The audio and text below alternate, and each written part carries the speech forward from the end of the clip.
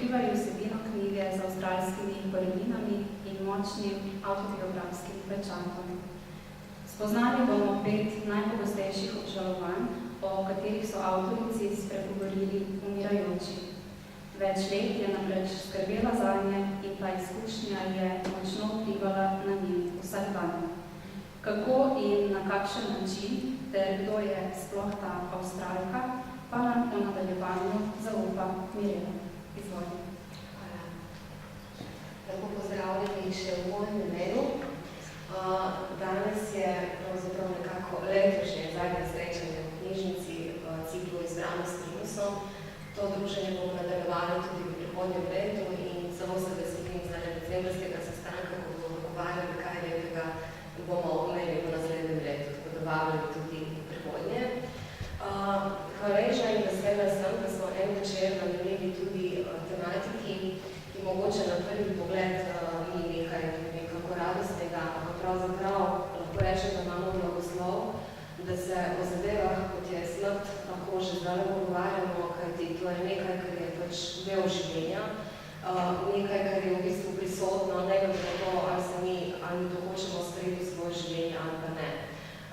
Avtorica Romy Berg, Avstralka, avtorica knjige, torej 5 najpogostejših obžalovanj, smrt jo tudi ugotavlja preko razgovorov s svojimi paleobolniki, da dejansko smrt v življenju ljudje večinoma zanikamo oziroma se sploh ne zavedamo, dokler ne pride tista zadnja minuta, ko se dejansko soočimo z vsemi svojimi strahovi, brez mask, z vsemi izzivi, ki jih nismo bili zmožni preseči in z vsemi neuresničenimi sanjami in predenjenimi. Zato je v bistvu vrednost te knjige ravno v tem, da stvari spoznamo že prej, ko imamo čas predrugačati in živeti kaj, da potem bi bilo takrat na koncu čim manj stvari obžalujemo.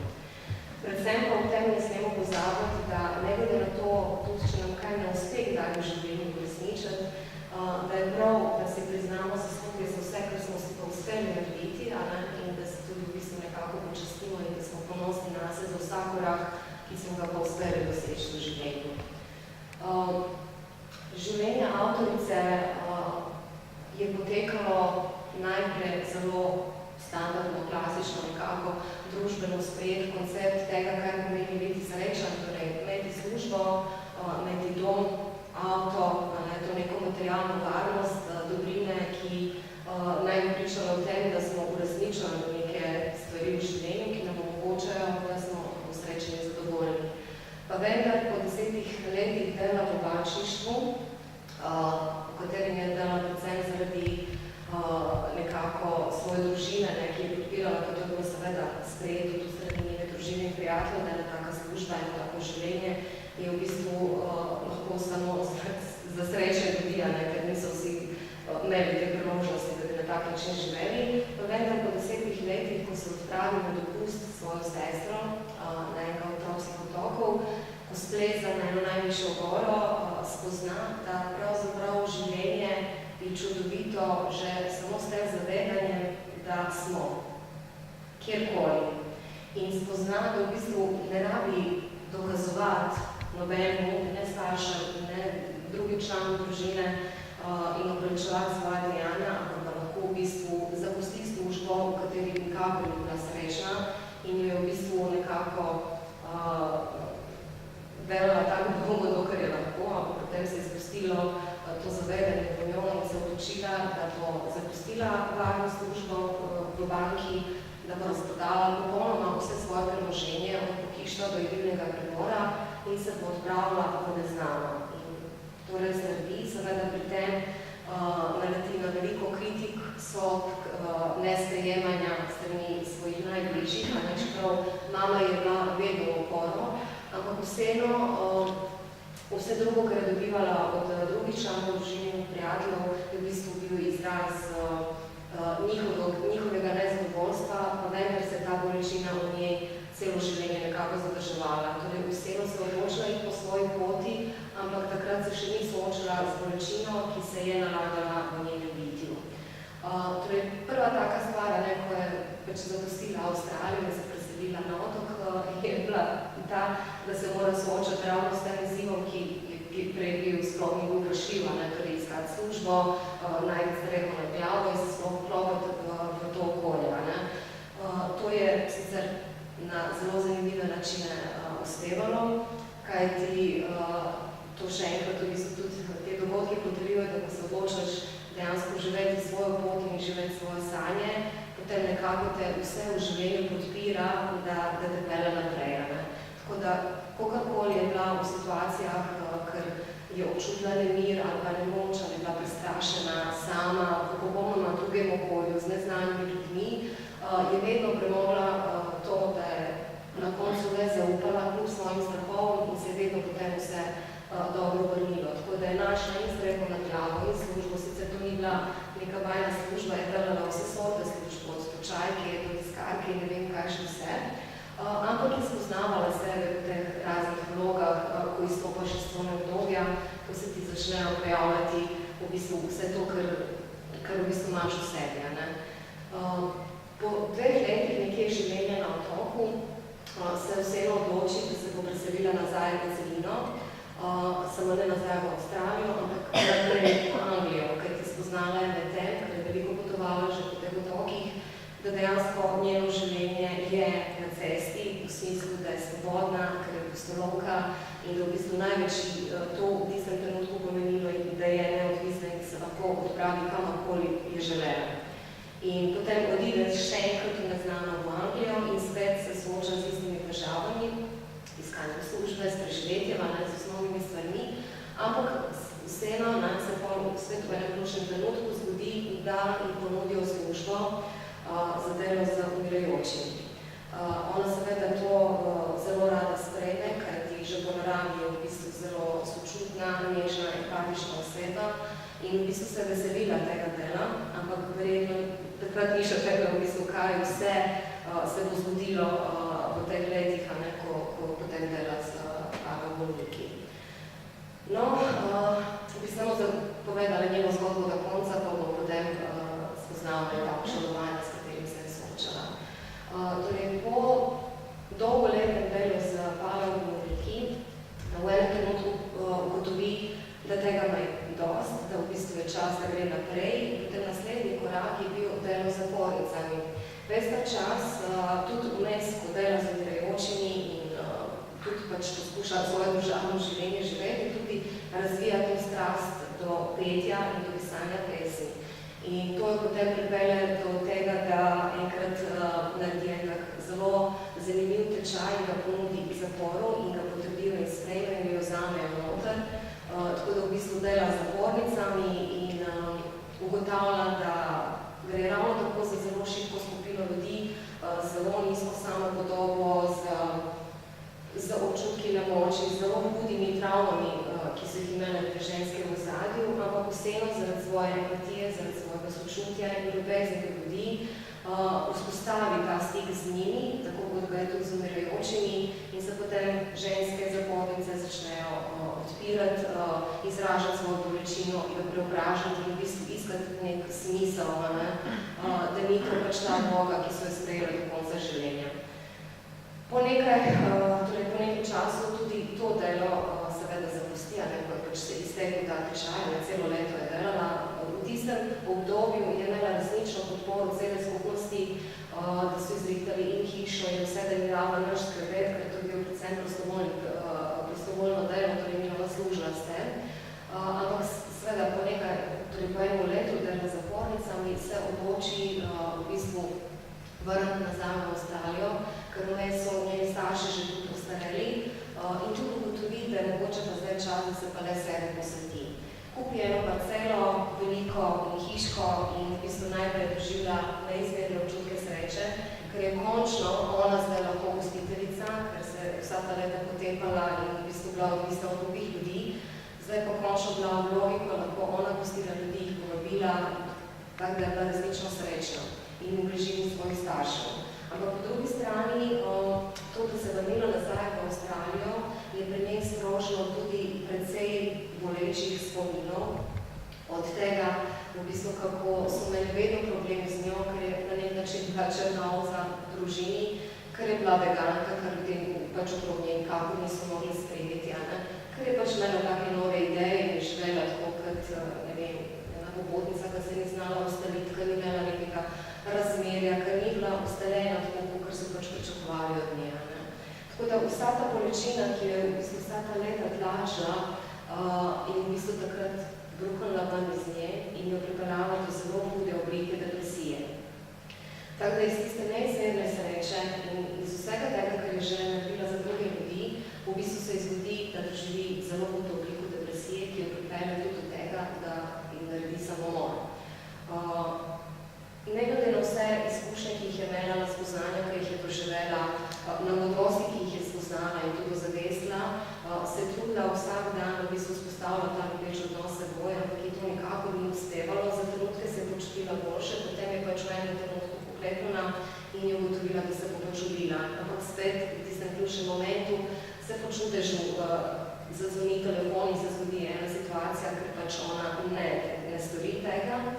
In potem ugotovitev, da verjetno da svetloba pride v najbolj temni noči, se pravi takrat, ko smo v najhujši stiski, če to malo moč preseš, potem pride ta svetloba. In drug dan, ko se je zgodila in ko je ugotovila, v kakšni situaciji je bila, v bistvu je ugotovila, da ni več te depresije, da je kar odpadla od nje, ker je šla brez v najbolj globoke temne esence, ki jih je sprejela in odpustila. In potem je končno lahko zaživela brez teh bolečih spominov, brez te bolečine, ki je v bistvu več čas nad njo pritiskala in vmes, ko je verjela z umirajočimi, tudi se skrivala in tudi ni zaznavala, ker je pa preveč se ukvarjala z drugimi ljudmi.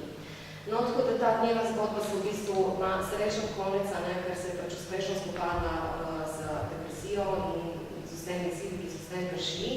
Tako da je potem naprej bila zelo uspešna, pisala je svoje spletne dnevnike, velikokrat je v bistvu nekako melanjuje tistih pogovorov z umirajočimi in ljudje v bistvu so z veseljem brali zaradi tega, ker so spoznali, da človek, ki odhaja, dejansko nima več potrebe po nobenih maskah, po nobeni neiskrenosti in da to so resnično najbolj močne stvari in mogočne stvari, ki lahko navdihnejo vse druge, ki v bistvu imajo možnost svoje sanje in živeti.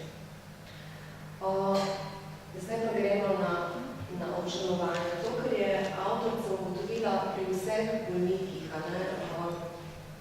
nobeden od umirajočih bolnikov ni obžaloval tega, da ni imel več materialnih dobrin.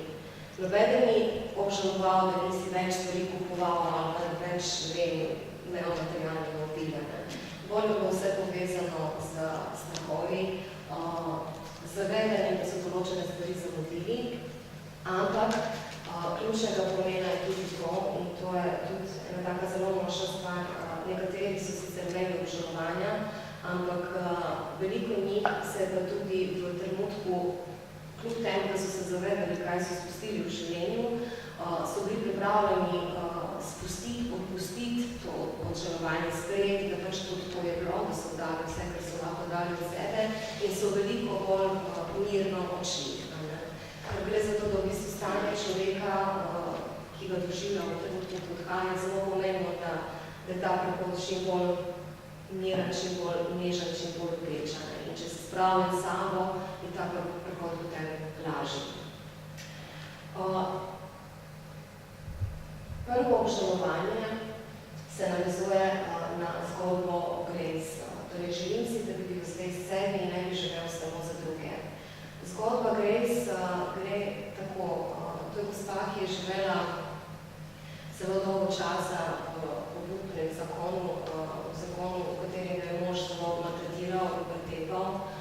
Otroci so seveda temu bili priče in so to pač gledali vsak dan, ampak ona preprosto ni imela moči, da bi šla stran od nasilnega moža in je ostala, ker je pač živela v prepričanju, da je zakon najbolj močna institucija in ne mora ona tega razdreti in nasrečati svoje otroke in razočarati okolico, ker so pač vsi pričakovali od nje, da to moraš vzdrževati, ne glede na vse muke.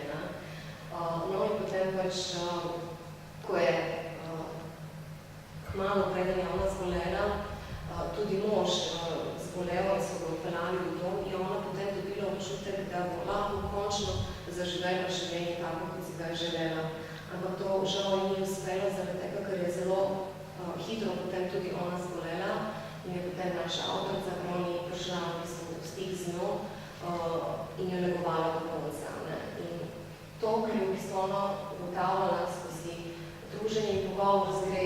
vidimo to, da dejansko ne smemo čakati na neko prihodnost, zato da si bomo zagotovili boljše in lepše življenje. To je mogoče lahko tudi s tem, da če bomo pridni, če bomo delali tako, potem bomo šli v rajček, potem bomo šli v peklo. Si v končni fazi isto to lahko v tem življenju. Ne moramo čakati, da se ne vem kaj zgodi, da potem mi lahko zaživimo.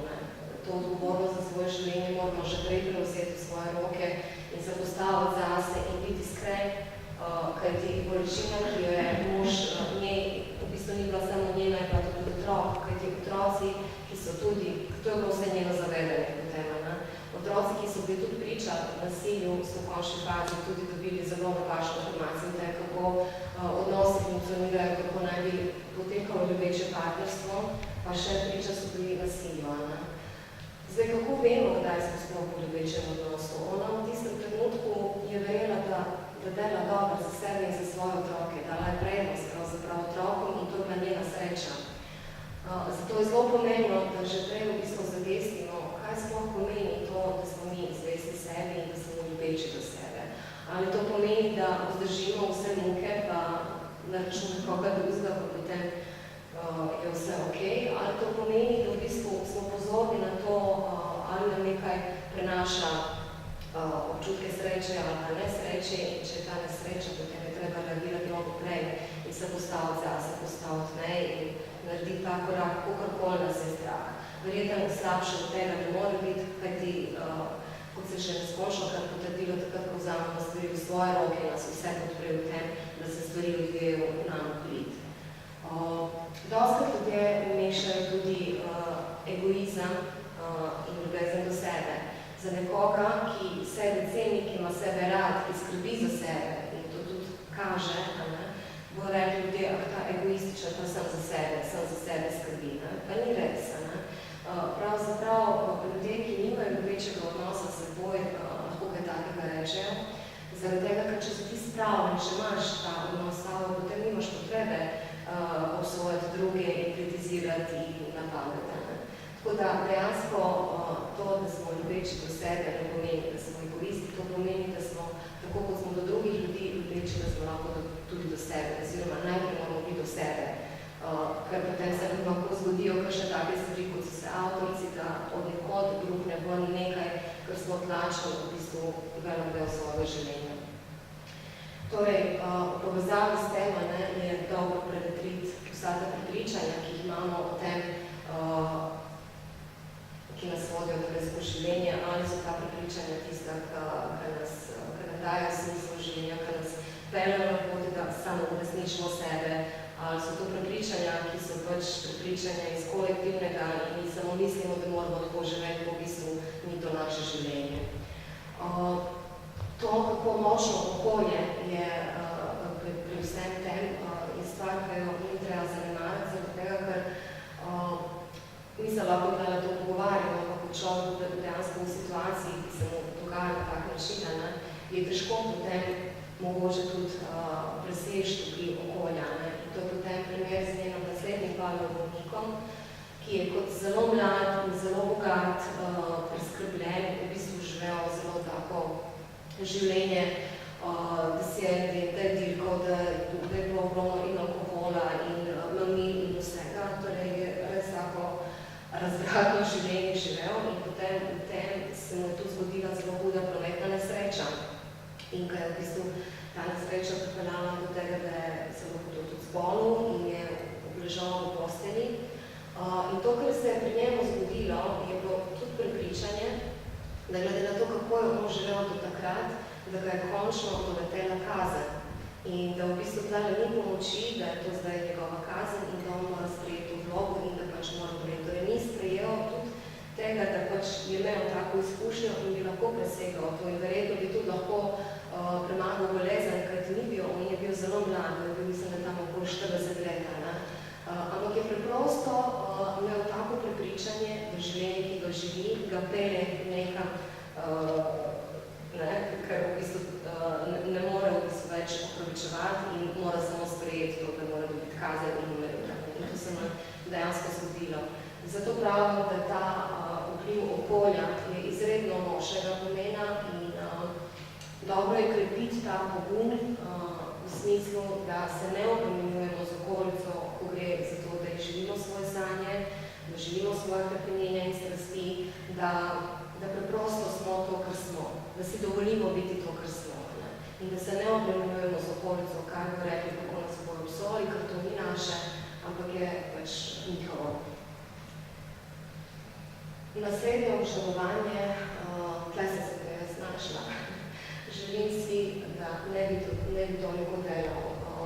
Zgodba z Johnom, ki je v bistvu celo življenje živel zato, da je pač skrbel za svojo družino, da so bili materialno preskrbljeni, ampak dejansko ni pa nikoli imel priložnosti za to spoznati svoje družine, zares, ker je prednost in prioriteto dejal materialnim ugodima.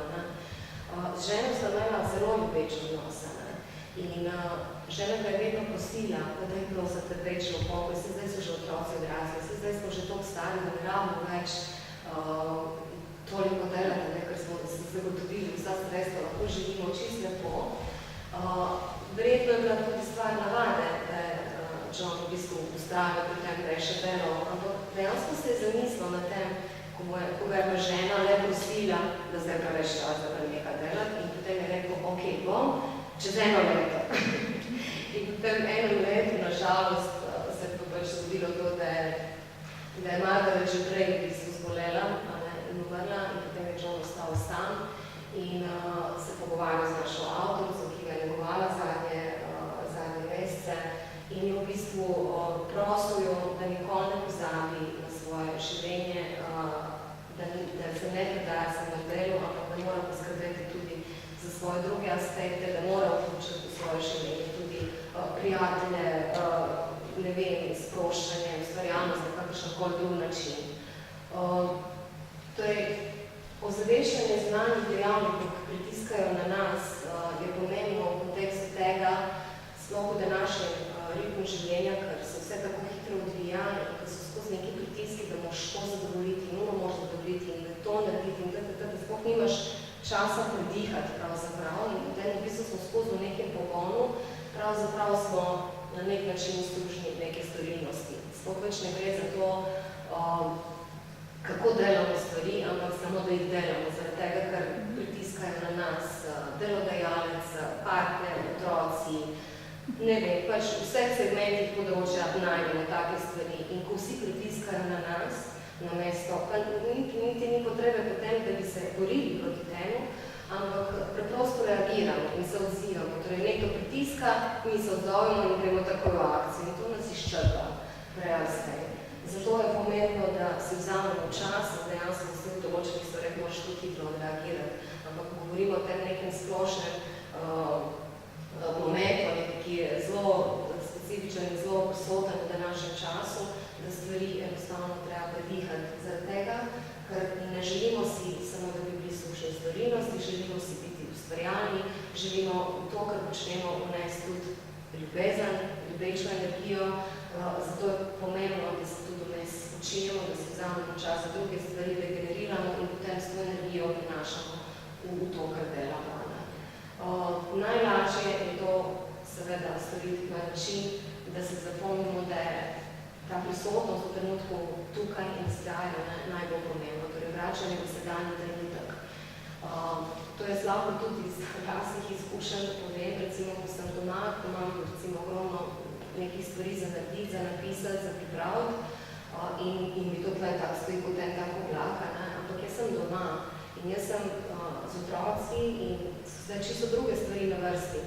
In jaz, ne vem, 2 leta nazaj, sem s tem zavedanjem, kaj vse me čaka, kaj moram narediti, me je to pritiskalo, v bistvu samo sebe sem to pritiskala, ker je to, ker sem se znala in sem se vsedla z računalnik in sem delala in sem v bistvu na račun trenutkov, ki bi jih lahko z otrokom preživela, sem prevedela z računalnikom. Hvala Bogu, sem hitro to spoznala in sem se zavestno odmikala, pa še zmeri.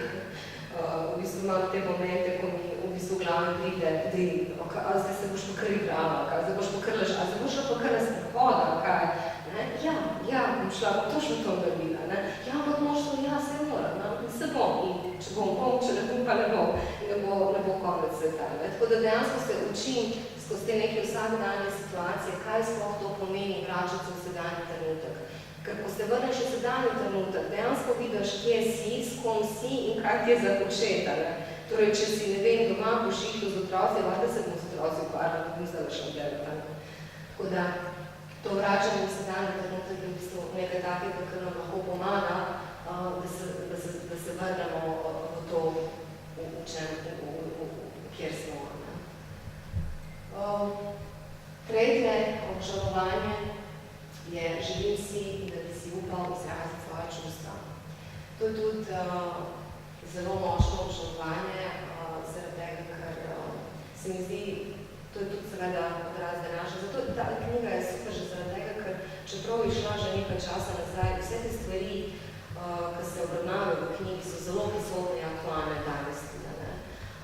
In če dalje bolj, ravno zaradi tega pospešenega tempa življenja, torej, danes smo zelo površni v izražanju čustev. Mi v bistvu se ne vzamemo čas povedati nekomu, da ga imamo radi, ali pa ne vzamemo se čas nekoga stisnem zares, ali pa se bolj pogovarjamo o tem, kaj ima kdo za narediti, pa kaj je to naredil, pa kaj mora iti, ne vem kaj. Ampak tiste prave povezanosti med ljudmi, mi zelo smo površni.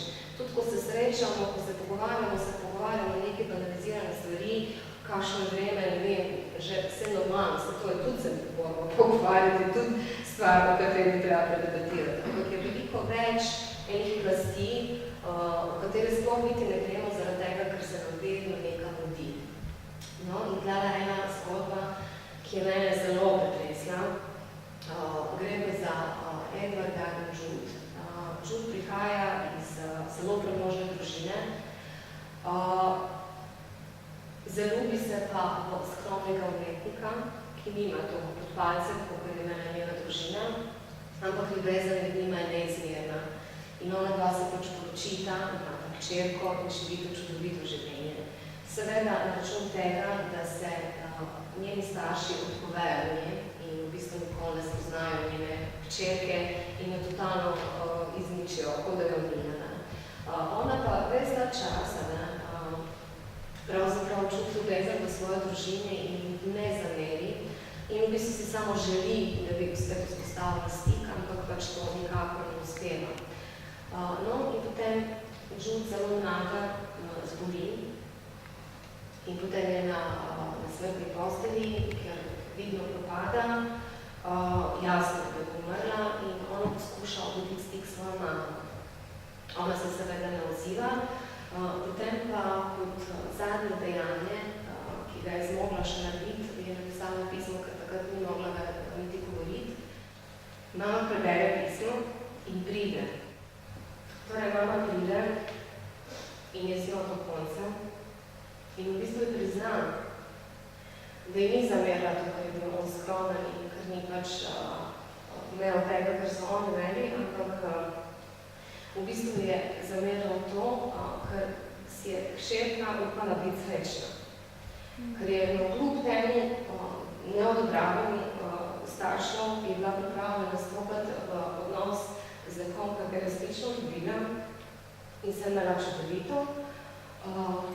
In je pač mama to spregledala in je to priznala, tako da v bistvu je bil zelo močen moment, ko ste se končno objele in je potem ona lahko šla. In ta moment je zelo ključen, zaradi tega, ker hčerka, ki je ostala, je potem največ dobiti odnos s babico.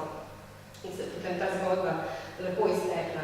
Ampak to izražanje čustev je zelo pomembno zaradi tega, ker ljudje odidemo, pa ne povemo, smo najbližji, da smo jih imeli radi.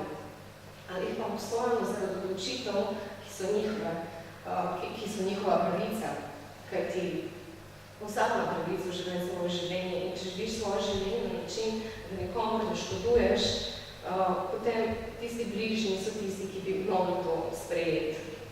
Bi bilo fajn, da sprejemno, ker bi bilo veliko lažje. Skratka, tukaj se postavlja potem to vprašanje, kaj bo pomembno.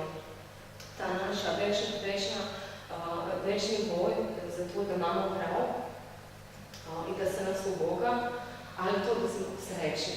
In srečni smo lahko, če smo iskreni. Če smo iskreni do sebe, če smo iskreni do drugih, če smo iskreni In tudi, če bolečina od zadnji, je prav, da pride ven, da se preobrazi v nekaj drugega. Ker dokler bolečina zastaja v nas, je to potem nekaj, kar te pač blokira, kar te ovira, kar te onemogoča, da živiš na polno. Tako da predvsem je tle pomembno, da tudi situacije, ki se dogajajo, ki prinašajo bolečino, da smo sposobni odpustiti, ker odpuščanje in hvaležnost sta najbolj dva ključna momenta v življenju.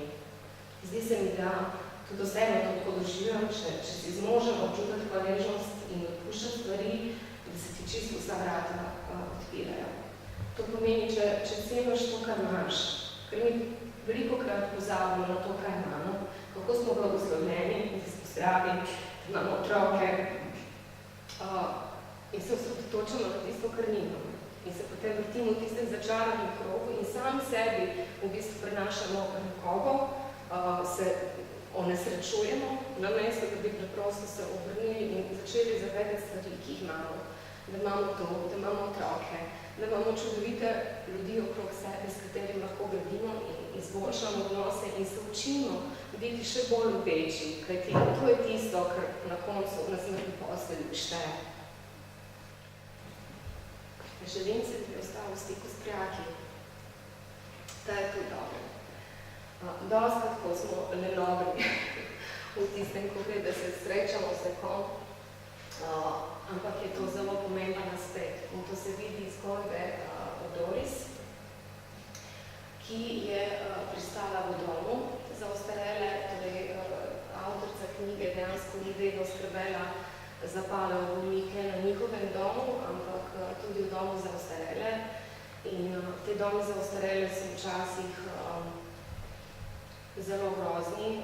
Niso vsi ljudje, ki delajo z ljudmi, s temi šibkejšimi ljudmi, tako srčni in tako ljubeči, tako da je bila priča tudi zelo grdem ravnanju. In je bilo toliko težje dejansko delati v domu za ostarele, ampak vseeno je pač se osredotočala na to, kar ona lahko da drugim ljudem in je tako v bistvu naletela na Doris, za katero niti ni skrbela sploh, ampak je nekaj, ki je pritegnilo in so se začeli pogovarjati in je potem ona ugotovila, da Doris je resnično popolnoma sama samcaka na svetu, nima nobenega, ki bi jo obiskoval in so se začeli pogovarjati in tudi smejati in ona bila tako vzhičena, da je skozi objemala, ker je bila hvaležna, da je končno v zadnjih nekaj letih v tem domu za ostarele videla nekoga, da se smeje in da je doživela, da je nekdo objel, da je njenil kanček pozornosti. Broni vseeno želi v bistvu narediti še eno stvar več in v bistvu jo olajša tiste zadnje trenutke v domu. Zato se odloči, da bo pač probala poiskati njene prijatelje, tiste, ki so še živi in potem seznamce ali na kliče ljudi. In tudi za nekatere zdaj, ki so že odšli, za eno prijateljico zdaj ne more govoriti, zato se pa pišejo, začnejo se pisati pisma. No, na koncu pa eno prijateljico pa le dobi, da se lahko sliši po telefonu in se to zgodi. In potem Broni zapusti sobo v tistem najbolj starejšem trenutku, ki ga ona verjetno doživela v tem domu za ostarele, ko se Doris na ves smeje in pogovarja, neguje spomine in razne dogodivščine iz življenja, ko so ga delile. No, in potem ona odide iz sobe in potem drug dan zve, da je Doris po noči umrla. Ampak to je bilo nekaj, to je bil blagoslov.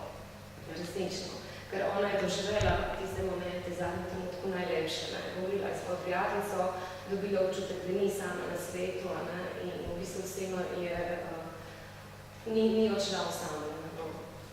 No, in zdaj to, kar je pa več čas Doris poudarjala avtorica knjige Broni, da nikoli ne sme pozabiti na svoje prijatelje, da se mora vedno vzeti čas, da to je pač mogla preprosto obljubljati kar naprej, da bo šla tako, ko bo šla iz doma za ostarele, da bo poklicala kakšno svojo prijateljico in se dobila z njo na kavi, ker to so najbolj dragoceni trenutki.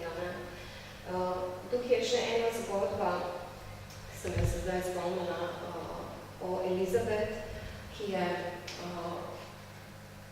v bistvu čudovita ženska bila, ki je delala za veliko dobrodelnih organizacij in je v bistvu bila tako zelo znana. In zaradi vseh teh dogodkov, ki jih je organizirala in na katerih je sodelovala, se je znašla v nekem krogu ljudi, ki so precej pili. In je potem ona tudi začela piti. Najprej tako čist pomečkanem, potem čedalje bolj. Potem je ugotovila, da skozi to ni bilo take pristekljenčevanje, kakor sem prej razlagala o Antoniju, ki je res šel čez vse meje, ampak to je bilo ravno dosti, da je ona postala bolj samozavestna, da se lažje izražala, da se je smejala, da se je počutila bolj vredno v tej družbi.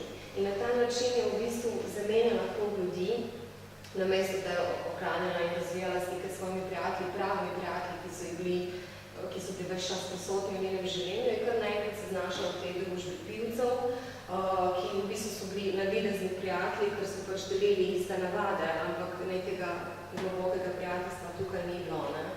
Tako da v bistvu, ko gre za prijatelje, je pomembno ločiti med prijatelji, ki te sprejemajo takega kot si. Prijateljstvo v končni fazi, kar se meni tiče tudi ena višjih oblik ljubezni, tudi s partnerjem, ko si je pomembno imeti ta prijateljski odnos v smislu, da si res lahko to, kar si pred nekom brez mask in da čutiš to sprejemanje z druge strani in da lahko razliš skozi ta odnos. Po drugi strani imamo pa mi veliko oblik ali pa raznih prijateljev, ki to niso, ki so predvsem v naši bližini zaradi nekih drugih potreb ali pa željanj. Tako da Elizabeth v tem primeru v bistvu ugotovila, da je na račun pač nekih takih navad, škodljivih pravzaprav, ki jih je ona takrat imela, da je nekaj okej, da je v redu za njo v tistem obdobju, izgubila tiste prave prijatelje, ki so pa vseeno, tisti, ki so bili živi, ko je bila tudi ona pač na smrtni postelji, so potem prišli in so obiskali in so potem dokazali dejansko, da pravo prijateljstvo nikoli ne zgine. Pravo prijateljstvo tudi ne pomeni, da se z nekom lahko vsak dan se vidiš, ali pa da sem ogromno prijateljev, ki so po celi Sloveniji in tudi drugje. Takrat, ko se vidimo, početo enkrat na pol leta, je z največjo srečo in veseljem in blagoslov, ker vemo, kako težko je v bistvu v tem norem življenju si vzeti časa za nekoga. V vsakem primeru je to nekaj zelo dragocenega in ne smemo pozabiti na to, kako pomembno je, da ohranjamo stik z našimi prijatelji. In seveda, nikoli ni prepozno, da jih pokličemo nazaj v svoje življenje. Tako da, tlele v bistvu je Broni dobila precej napotkov v zvezi s tem, da se je treba tudi en del svojega življenja nameniti, torej ne samo delu, ne samo izražanju čustev, ampak tudi biti v stiku s prijatelji in se družiti z njimi, kajti dejansko skozi ta druženje prihaja tudi do rasti. No in zadnje obžalovanje je pa želim si, da bi si dovolil biti srečnejši. Tukaj je pa zgodba o Rosemary, ki je v bistvu živela tudi življenje z možem, ki je trpinčil in pretepal, ampak je ona pa zmogla ta preboj, da je odšla pravočasno, ampak seveda to je tudi za njo pomenilo zdaj nasprotovanje družbi in okolici, tako da v bistvu je videla edino rešitev v tem, da se popolnoma odseli v drug konec deželja, v drug kraj, v drugo mesto, ker začne čisto na novo živeti in je zelo uspešna poslovno, ampak v tistem, kako ona postaja poslovno uspešna in samozavestna in močna, postaja tudi čedalje bolj hladna ženska. Torej, tukaj je enih odtenkov v teh zgodbah. Tam smo imeli primer Grace, ki si sploh ni upala iti stran od moža, da bi lahko zaživela drugačno življenje. Tukaj pa imamo nekoga, ki je pa to zmogel, ampak pot, po kateri je potem naprej šla, je v bistvu ni bila njej v prid, zaradi tega, ker je v bistvu odbila vse ljudi od sebe, ker je bila takem strahu, da bo ponovno doživljala te zlorabe, tako da nobenega ni spustila blizu. In se je zaprla in je v bistvu postala zelo zatirčna, hladna ženska, ki jo pač nobeden niti ni preveč maral, poslovno pa bila blazno uspešna. No in potem pride avtorica spet, torej Rolling pride do nje in tudi nekaj časa prenaša njeno upitje, metanje stvari v glavo, parkrat ji tudi zagrozi, da bo odšla, ker je bilo različno, so bili taki trenutki nevzdržni. Potem pa v enem od teh naletov, ko je se za brezveze nekaj nadirala, v bistvu bila tudi v bolečini zaradi tega, ker je bila v nemoči, ker je bila zdaj odvisna od nekoga drugega, ni več imela nadzora in ni šlo, kakor je hotla in je potem upila na groni, ki jo je popolnoma mirno poslušala do konca in potem, ko je dokončala, je rekla, no, kaj, a grem zdaj nam čaj skuhati? Pa je šla čaj skuhati, pa ga je prenesla, pa so se pogovarjali naprej. In tako nic po nic je dejansko ona dosegla to, da se je Rosemary odprla in da se je zavedala v bistvu, kaj nam obedelala. In po drugi strani je bila pa resnično vesela, da je lahko končno odprla svoje srce in da so končno vsa ta čustva iz nje začela vreti in da jih je lahko izlila, da jih je lahko z nekom končno tudi podelila. Ugotovile so, da je sreča predvsem stvar odločitve. Njena odločitev je bila, da zaradi izkušnja, ki jih je doživela svojim možem in zaradi vsega tega trpinčenja, ki ga je doživljala, da zdaj se ne bo več nobenega odprla, da zdaj bo ona nedostopna, to je bila njena odločitev.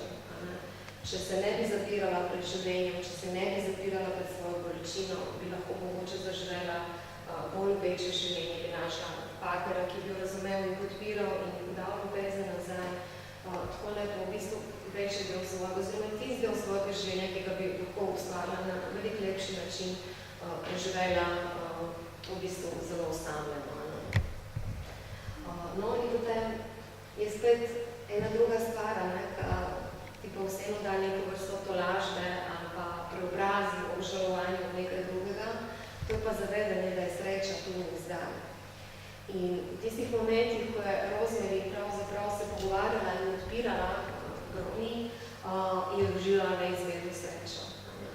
Tako da to, kar je bilo najbolj fascinantno tudi v njej, je bilo to, kako so ljudje dejansko v večini primerov bili pripravljeni do konca rasti. Torej tudi takrat, ko so bili na smrtni posli, so imeli to sposobnost, da so lahko odpustili ene stvari, ki jih pač niso dosegli in da so spoznali, da že te trenutke, ki jih je delila v tistem momentu, da je že to velika sreča. Tako da je podoživela ta občutek in dejansko spet lažje odšla. No, in tako kot sem rekla, hvaležnost in odpuščanje sta dve ključni zadeve pri vsem tem, da spoznamo, kaj imamo, da se zavedamo, kaj bi želeli doseči, uresničiti, katere potenciale svoje bi lahko še uresničili in predvsem v bistvu odpuščati to, kar nam je uspelo. Odpuščati bolečino, ne jo nositi sabo, ampak tudi ne bežati pred njo, kajti če bežimo od nje, se ona samo kopiči v nas, to, kar pač enkrat ne eksplodira in nas potem popolnoma onemogoči. In sporočilo avtorice v bistvu ob vsem tem, kar je podoživela, kar torej kot bila na tej parceli svoji, ki je končno pobila, je v bistvu bila zavedanje, da to prihajanje lepih in srečnih trenutkov, da to pač vse del življenja. In da nasmehnice in vedi je v bistvu njen opomnik, da takrat, kadar je res hudo, da veš, da bo to minilo. In se samo nasmehni temu in vedi, torej spomnim se, da bo to tudi minilo. Tako da, kadarkoli bolečina pritiska na nas, to ne pomeni, da jo moramo potlačati ali odgnati, ampak jo sprejeti in dovoliti, da nas zaboli, potem se bo ona preobrazila nekaj drugega. In to moramo vedeti. Kolikor sem stalno doživela, meni je knjiga resnično se me dotaknila na način, da se mi ni nobena druga knjiga. Ker to, v bistvu, ker se tlele pogovarjata avtorca in Pala v bolniki, to je zgodba vseh nas. To niso tam eni primeri v Avstraliji ali pa v Angliji, to se vsem nam dogaja. Vsi mi včasih preveč delamo, vsi mi ne izražamo čustva v določenih trenutkih. Vsi mi v bistvu, da izgubimo stik s prijatelji in vsi mi več od sebe zanikamo. Ampak zavedanje tega nam omogoča, da to navado prekinemo in ustvarimo nekaj lepšega takrat, ko imamo to možnost. Tako da pogumno živite svoje življenje, nikoli ne obupajte nad sabo in boste ponosni na vsako stvar, ki jo uresničite zase in za druge. To je to. Hvala lepa.